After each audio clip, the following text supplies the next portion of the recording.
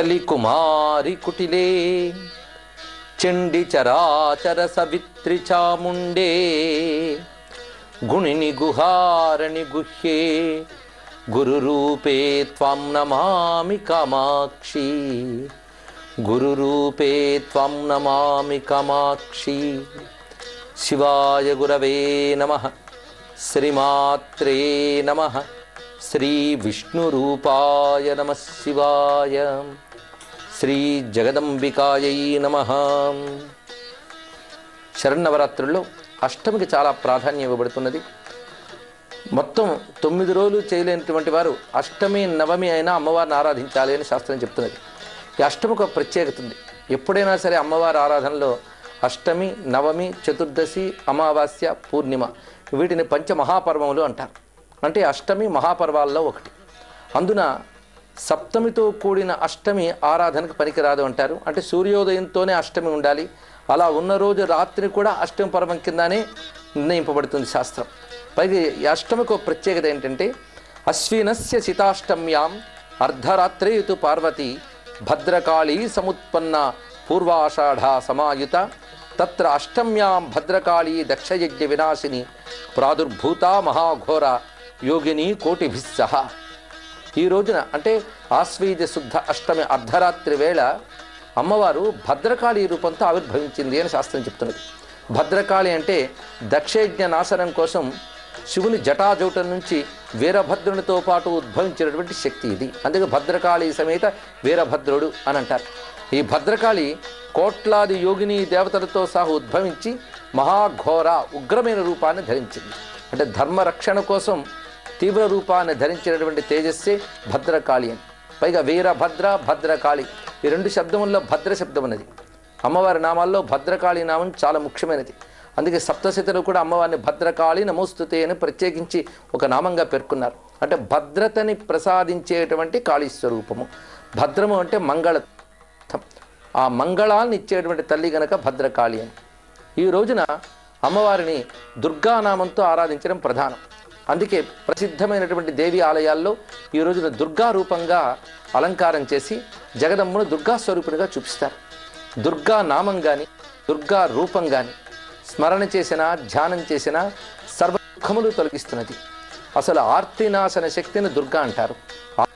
అంటే పీడల్ని తొలగించగలిగే శక్తి దుర్గంబ. అందుకే ఆపదుద్ధారణ శక్తిని దుర్గాదేవి. ఆపదల నుంచి మనల్ని దాటించగలిగేటువంటి ఉద్ధారక శక్తి దుర్గ. అందుకే ఆపది కిం కరణీయం స్మరణీయం చరణకమలమంబాయా తత్స్మరణం కింకురుతే బ్రహ్మాపి కింకరీకురుతే అని శాస్త్రం చెప్తున్నది. ఆపద కలిగినప్పుడు తెలివైన వాడు చేసే పని ఏమిటయ్యా అంటే అమ్మవారిని స్మరిస్తాట. అదొక్కటి చాలు తెలివికి నిదర్శనం. అలా స్మరిస్తే చాలు బ్రహ్మాది దేవతలు కూడా అమ్మవారిని స్మరించిన వాడికి కింకరులు అవుతారు అన్నారు. దేవతలు కూడా జగదంబా భక్తులకి సహకరిస్తారు అని చెప్పడం అందులో ఉన్నటువంటి భావం. పైగా దుర్గానామం ఒక మహామంత్రమే. అందుకే శ్రీ దుర్గాయై నమః అనుకుంటే చాలా ఒక మహామంత్రం అవుతున్నది. దీన్ని ఎంత ఆవృత్తి చేస్తే అంత గొప్పది. అందుకే దుర్గే స్మృత హరసి భీతిమశేష జంతో స్వస్థై స్మృత మతిమతీవ శుభాం దదాసి దారిద్ర్య దుఃఖ భయహారిణికాత్మధన్య సర్వోపకార కరణాయ సదార్దర చిత్త అని వర్ణిస్తున్నది దేవీ మహాత్మ్యం. దుర్గే స్మృత హరసి భీతిం అశేష జంతో. సర్వజీవులు కూడా దుర్గమ్మని స్మరిస్తే చాలు వారికున్న భయాలన్నీ తొలగిస్తున్నదిట. అంటే భయనాశన శక్తి అని చెప్పారు. అందుకే భయేభ్యస్త్రాహినో దేవి దుర్గేదేవి నమోస్తుతే అని. అయితే ఏ భయము లేకుండా దుఃఖంగా ఉన్నవారు దుర్గమ్మని స్మరించరా? భయం ఉన్న వాళ్ళే స్మరిస్తారా అంటే భయంలో ఉన్నటువంటి వాళ్ళు స్మరిస్తే భయం నుంచి బయటపడుతున్నారు. ఏ భయము లేని వాళ్ళు స్మరిస్తే వాళ్ళు ఉన్న స్థితి కంటే ఇంకా ఉన్నత స్థితిని పొందుతారని తర్వాత వాక్యం చెప్తున్నది. స్వస్థై స్మృతా మతిమతీవ శుభాం దదాసి. స్వస్థుటువంటి వారు అంటే భయాదులు లేనటువంటి వారు కానీ స్మరిస్తే వారికి గొప్ప గొప్ప శుభములు లభిస్తావు. అందుకే భయనాశిని శుభకారిణి అనే శక్తిని దుర్గమ్మ అని చెప్తున్నారు. అయితే ఇందులో భావం ఏంటంటే భయము అంటే అజ్ఞానం వల్ల కలిగేటువంటి భావం. అంటే ఇది అవిద్యా స్వరూపం అని చెప్పబడుతుంది. అందుకు ముందు అజ్ఞానం తొలగాలి, అదే భయం తొలగడం అంటే. కొంతమంది శాస్త్రాల ద్వారా పరోక్ష జ్ఞానం పొందినటువంటి వారు ఈ భయాలను దాటుతారు. అలాంటి వారుగా అమ్మవారిని స్మరిస్తే ఆ జ్ఞానమునకు లక్ష్యమైనటువంటి మోక్షం ఇస్తున్నది. అది చెప్పడం ఇక్కడ. అందుకు వివేకవంతులు తలంచితే మోక్షమిస్తున్నది, కష్టాల నుంచి బయటపడాలని ఐహికంగా ఆలోచించే వారికి ఆ కష్టాలు తొలగించి సుఖాన్ని ఇస్తున్నది. అందుకు వారి వారి స్థాయిని అనుసరించి అమ్మ అనుగ్రహిస్తుంటుంది. అది ప్రత్యేకత దుర్గాదేవి యొక్క నామస్మరణలో ఉన్నటువంటిది. పైగా దుర్గమ్మ గురించి వేదాలలో ప్రధానమైన సూక్తములు ఉన్నాయి. దుర్గా శబ్దాన్ని దాటించే శక్తిగా కూడా చెప్తారు. అందుకే తాం దుర్గాం దుర్గమాం దేవీం సంసారార్ణవ తారిణిం నమామి భవభీతోహం అని శరణు వేయడం వేదమంత్రాల్లోనే కనబడుతున్నటువంటి విషయం. తాం దుర్గాం దుర్గమాం దేవీం, అమ్మ నువ్వు దుర్గమమైన తల్లివి, నువ్వు దుర్గవు అని. ఆ దుర్గమము దుర్గ ఈ రెండు శబ్దముల్లో చాలా విశేషమైన భావం అనేది. అందుకే లలితా సహస్రనామాల్లో దుర్లభ దుర్గమా దుర్గా దుఃఖహంత్రి సుఖప్రద దుష్టదూర దురాచార శమని దోషవర్జిత సర్వజ్ఞ సాంద్రకరుణ సమానాధిక వర్జిత ఈ నామములన్నీ దుర్గాతత్వాన్ని చెప్తుంటాయి. అందుకు దుర్లభ దుర్గమ దుర్గ. దుర్గా శబ్దానికి నిర్వచనం రెండు శబ్దాల్లో చెప్పారు అక్కడ వశిన్యాది వాగ్దేవతలు. దుర్లభ దుర్గమ. దుర్లభ అంటే అంత తేలిగ్గా దొరకదు అని చెప్పడం. అలభ అంటే అసలు దొరకదు. సులభ అంటే తేలిగ్గా దొరుకుతుంది. దుర్లభ అంటే కష్టపడితే కానీ దొరకనిది అని అర్థం. ఎందుకంటే ఎంతో సాధన తపస్సు విచారణ చేస్తే కానీ ఆ బ్రహ్మతత్వం దొరకదు. ఎంతో కష్టపడితే కానీ లభించదు కనుక దుర్లభం అంటే పరబ్రహ్మస్వరూపం అని అర్థం.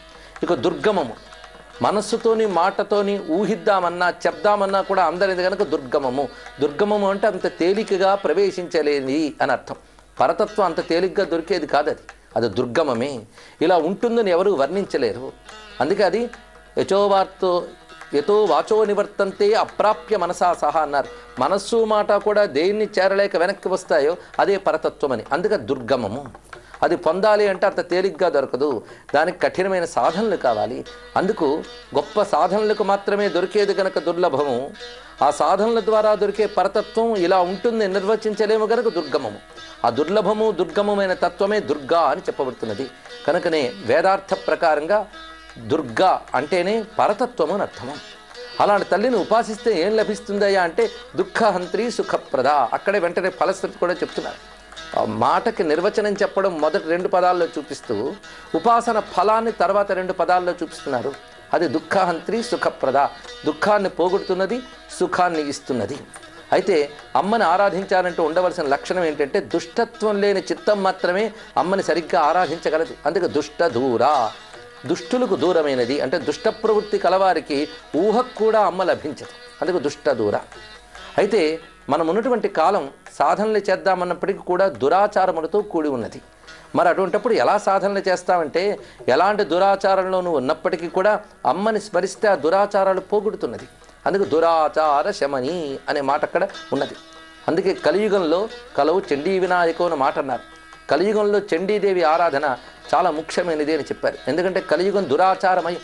ఈ దురాచారమైన యుగంలో అమ్మవారిని ఆరాధన చేస్తే ఈ దురాచార ప్రభావాన్నిటినీ పోగొడుతున్నది.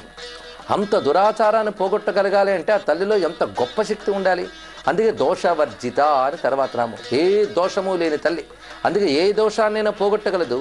తాను పోగొట్టిన దోషం యొక్క ప్రభావం ఆమె మీద సోకరది. అందుకు దుష్టత్వం పోగొట్టడంలో గొప్ప తల్లి కనుకనే దుష్టదూర దురాచార శమని దోషవర్జిత.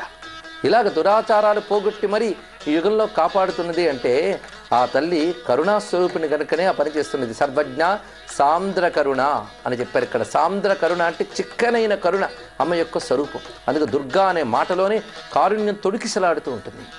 ఇప్పుడు దుర్గా శబ్దానికి అనేక విధములైన అర్థములు శాస్త్రం చెప్తున్నది. ఏవి మనం భరించలేమో వాటిని దుహు శబ్దంతో చెప్తూ ఉంటాం.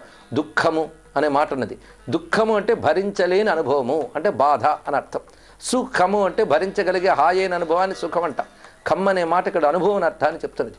అది దుఃఖం అంటే భరించలేనటువంటి అనుభవం అంటే వేదనలు ఇత్యాదులు. అలాగే దుఃఖము, దుర్మార్గము, దురాచారము, దురితము ఇలా ఎన్నో చెప్పబడుతున్నాయి. దుష్టత్వము, ఈ దుహు అనే ఏవైతే చెప్పబడుతున్నాయో కొందరు దుస్సాధ్యం అనే మాట అంటూ ఉంటారు. అంటే ఏదైనా సాధించాలంటే మహా కష్టమండి బాబు అని. అలాంటివి దుస్సాధ్యమని చెప్పబడుతుంది. అమ్మవారిని ఆరాధన చేస్తే ఈ దుహు శబ్దంతో చెప్పబడుతున్న వాటన్నిటిని తొలగిస్తుంది కనుక దుర్గా అని అమ్మనామానికి అర్థం శాస్త్రం చెప్తున్నది. అందుకు ఆ దుర్గమాం దేవీం అని వేదంలో అమ్మవారిని దుర్గమమైనటువంటి శబ్దంతో చెప్పడం కూడా అంత తేలిగ్గా దొరకదు ఆ తల్లి.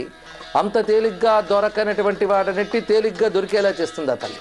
అందుకే తాం దుర్గాం దుర్గమాం దేవీం దురాచార విఘాతిని నమామి భవభీతోహం సంసారార్ణవ తారిణి అని శాస్త్రం చెప్తున్నది. ఈ సంసార సముద్రం నుంచి దాటించుతుందిట. అంతకంటే ఇంకేం కావాలి అంటే మోక్షదాయిని అనే దుర్గా శబ్దంలో ఉన్నటువంటి విశేషమైన అర్థం. అందుకు అమ్మ నామాన్ని అనేటప్పుడు ఆ అర్థాలను భావన చేస్తే చాలు, అది నిజమైన ఉపాసన అవుతుంది.